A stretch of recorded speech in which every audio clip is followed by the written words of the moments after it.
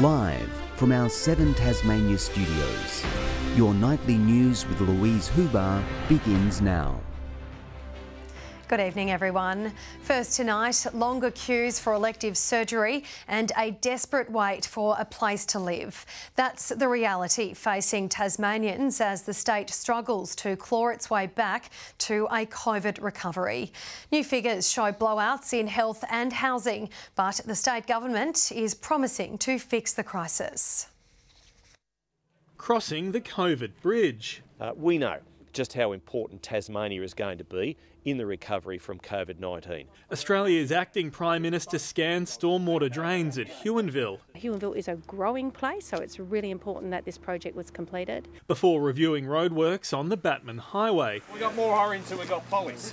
It's okay, it's all good. But as Tasmania plots the path forward with infrastructure, in other areas new quarterly figures reveal more pain for health and housing. Priority housing applicants waited 51 weeks for a home during December 2019. That went down in June to 48 weeks before shooting back up again to 63 weeks. There was a housing crisis going into this pandemic, and there's a housing crisis now. In October 2019, more than 10,000 were waiting for elective surgery, climbing again during the pandemic, now sitting well over 11,000. More Tasmanians are waiting longer for critical surgery. People are waiting longer in the emergency department. More people are waiting longer to see a dentist. The state government says it's throwing $45 million at elective surgery in the coming year, also defending its housing policy despite the grim numbers. It is working, and we're moving towards 1,000 more houses in Tasmania directly for social housing. A promise voters will likely remember. Sean McComish, 7 Tasmania News. Tasmania's correctional officers have been recognised for their response to the pandemic, keeping our prisons free of COVID-19. But unions say not enough has been done to improve their conditions, despite a scathing report recommending sweeping changes. Celebrating National Corrections Day, a time to thank Tasmania's officers for their efforts keeping coronavirus out of our prisons. A really great opportunity for every jurisdiction to celebrate the fantastic work that our staff do.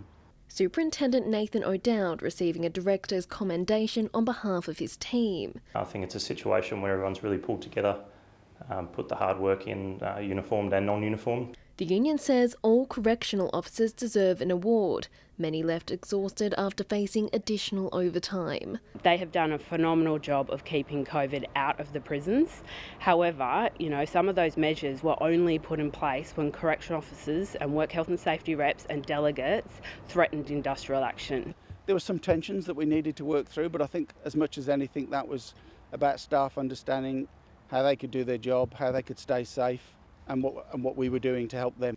Last year, a scathing report detailed staff shortages, excessive overtime and spiralling workers' compensation claims among workers, making 64 recommendations. 6 months on, it's unclear how many have been implemented.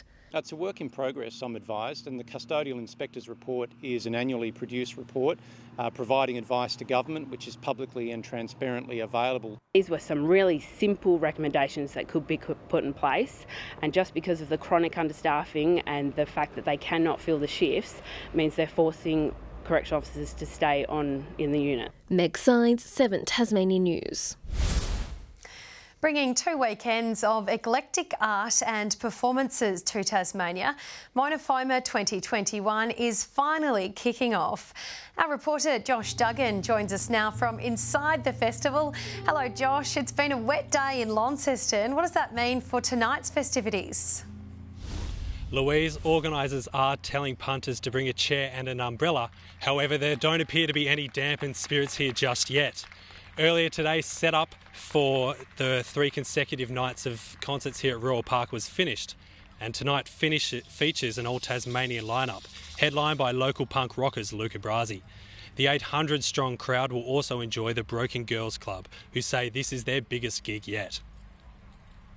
We've attended Foma and Dark Mofo in the past and had an incredible time as patrons, and as a band it's just a really big deal to be asked to play here. Yeah, it's a huge opportunity. Now, it's not just a festival for locals, with around 40% of tickets sold purchased by those from interstate. A big boost for our Bruce tourism sector. And Louise, the good news is the sun is set to shine for the remainder of the festival's stop in Launceston before heading to Hobart next week. In an emotional reunion, 20 Australian scientists have returned to Hobart after a 6-week research mission in the Southern Ocean. The team has been analysing how sea creatures capture carbon, said to be the most extensive study of its kind. Waving to waiting loved ones. The research vessel Investigator sailing back into Hobart after 6 weeks at sea. The crew finally back on dry land, facing emotional reunions after a long voyage down south. We had a look at life down below the sort of sunlit layer, the so-called twilight zone, and we did a whole series of round-the-clock measurements. That zone nearly halfway between Tasmania and Antarctica, with the team taking around 170 samples of small creatures and marine life, collectively called micronectin. There are a whole range of animals, heaps of diversity, but we classify them into fish, squid, and gelatinous animals and crustaceans.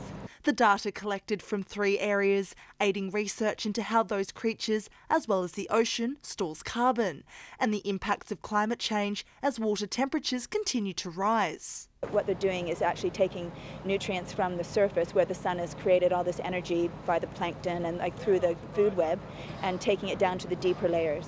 What we're trying to do with this study is trying to understand the carbon cycle and what animals are contributing. We really want to know what's going on then, and hopefully we can say, is the ocean a bigger sink due to the biology or a smaller sink, and that'll help us maybe predict what the future will bring. While using a unique range of high-tech equipment on board and out in the ocean. It's probably one of the first times we've started being able to link detailed ship measurements with satellite, with robots, so that's giving us a much bigger snapshot of the ocean. Those robots are expected to remain and monitor the zone for the next 4 years. Ruby Kamane, 7 Tasmanian News. It's been 50 years since golfers from Lindisfarne moved their beloved club to Barilla Bay. Those who first graced the green are returning to mark the big day. They're just hoping the invite reaches the summer weather.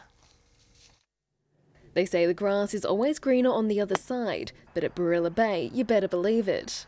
Just perfect. We've been so fortunate the last couple of years. This is what the fairways looked like in the mid-60s. Not a blade in sight as the Lindisfarne Golf Club relocated. Wayne Kent was there when it opened on January 16, 1971. Just couldn't believe it that, you had to climb, walk up a hill to get to the greens. But it's just been fantastic, really well. Tony Bailey was happy to drag the clubs along. And everyone that came here back in those days thought this was, world class, and it was.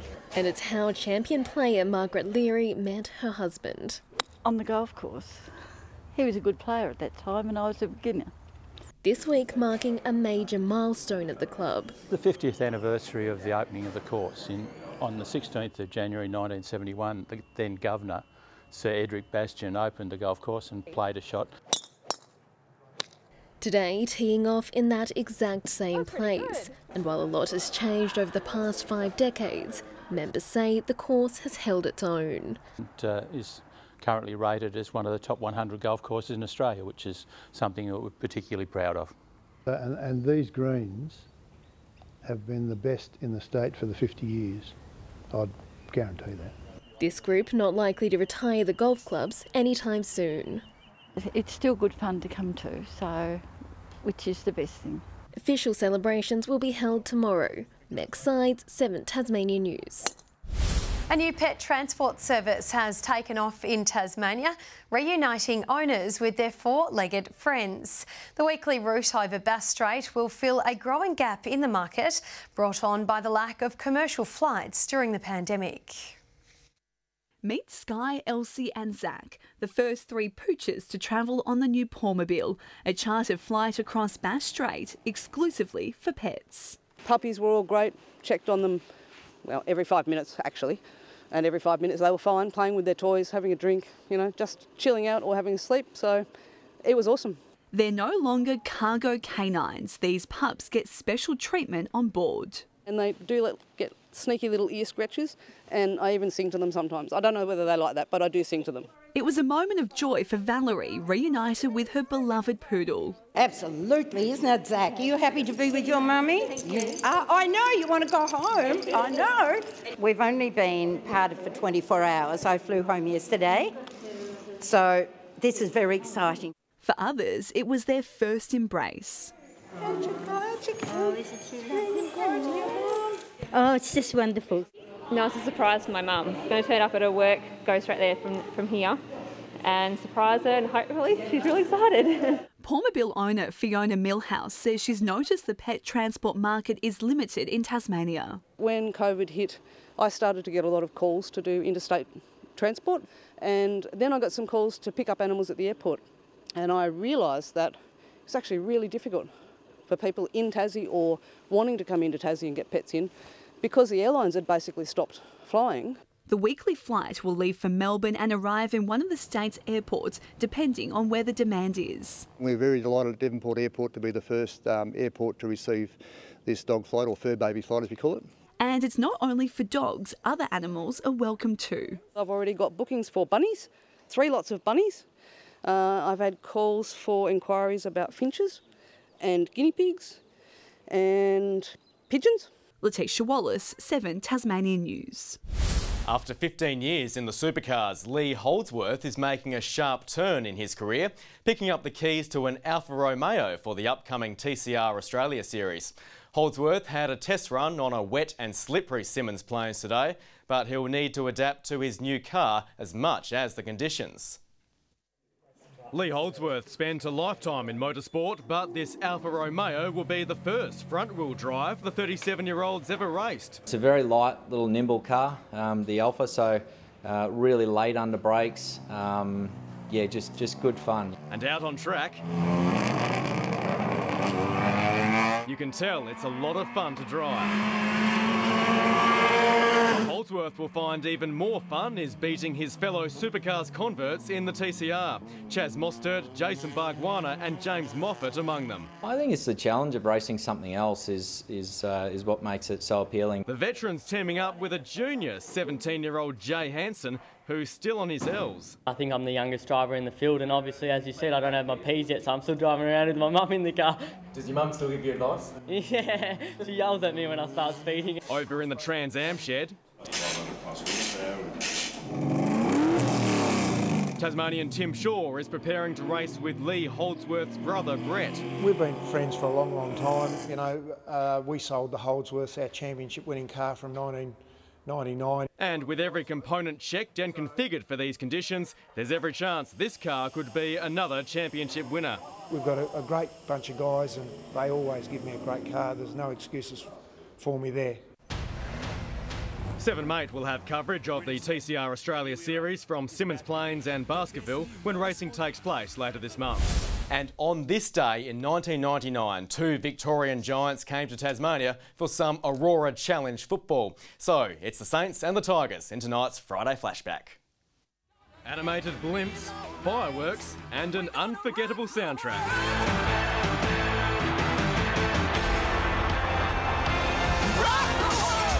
It can only mean one thing, AFL in 1999.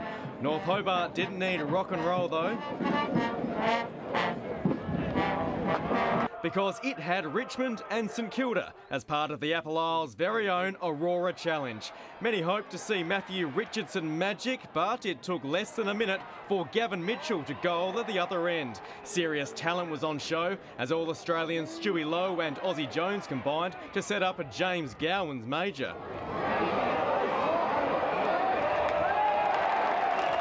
And Signet recruiters were taking note as big bad bustling Barry Hall continued his apprenticeship at St Kilda before later becoming a star at the Port. There was a sizable crowd, but the game was a massacre. In fact, the umpires barely stopped as Lowe poled them on from outside 50.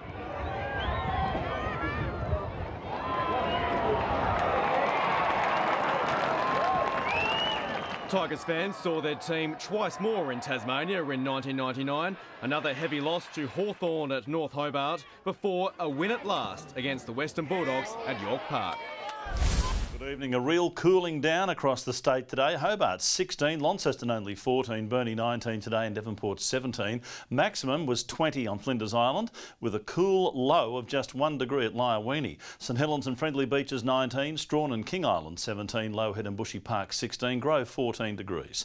A broad area of convective cloud moved over the state today. Strawn had 20 millimetres overnight to 9 a.m, 35 millimetres fell between 9 and 3 at Tasman Island.